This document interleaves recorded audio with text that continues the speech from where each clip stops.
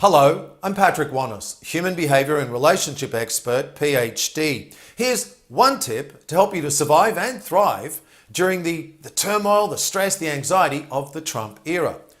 We already know that not everyone is behind Donald Trump as President of the USA. We also know that it's created a lot of division and extreme polarization. It's black or white. You're either for Donald Trump or you're against him. Aside of the political ideologies, the greatest problem is the way that people are interacting with each other as a result of the Trump presidency. Now, it's one thing to have peaceful protests and peaceful marches to express your free speech, to share your opinions and let your thoughts be known. It's another to insult, berate, criticize, or condemn someone. A woman was on a plane in DC.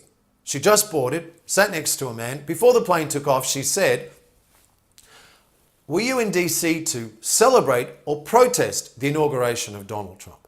The man said, "I was here to celebrate." At that point, before anything else happens, she begins to insult him. She criticizes, berates him, and she just continues to vomit her emotions all over him.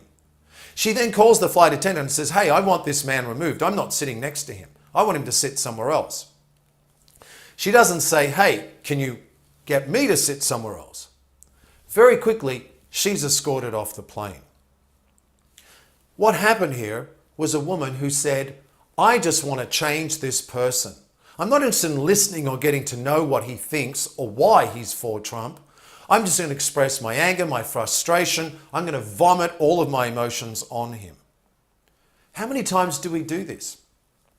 How many times do we just want to start a conversation to convince the other person that they're wrong, they're stupid, and that we're smarter, we're more intelligent, and we're the person in the right?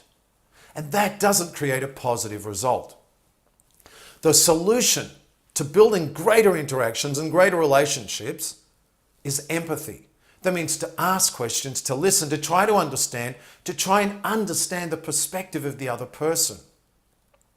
That woman had the opportunity to ask the questions of him and say, "Hey, I'm just curious. Why do you support him? What do you see in him that I don't?" Because it takes greater courage to listen to someone than to just berate or insult them. So my suggestion, my tip is express empathy. Try to understand the other person. Ask questions. Listen sincerely. Don't just open your ears, open your eyes. Instead of going like this, listening and getting ready to pounce on someone, open your eyes with curiosity. Be willing to be open, to listen, to learn, and to gain a new perspective from the other person.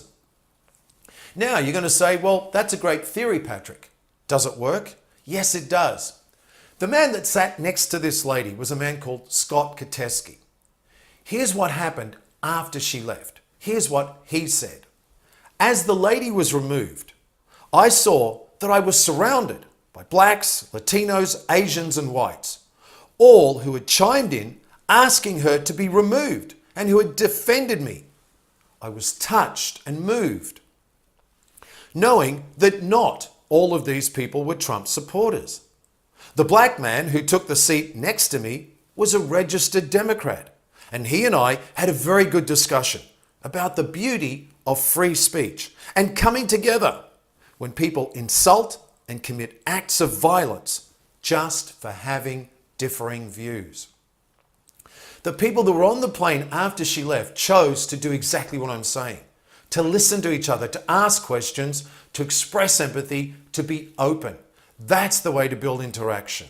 That's the way to build relationships, and that's the way to heal divisions and to heal polarization. If you'd like to learn more, you can go to my website, patrickwanis.com. Meanwhile, what are your thoughts?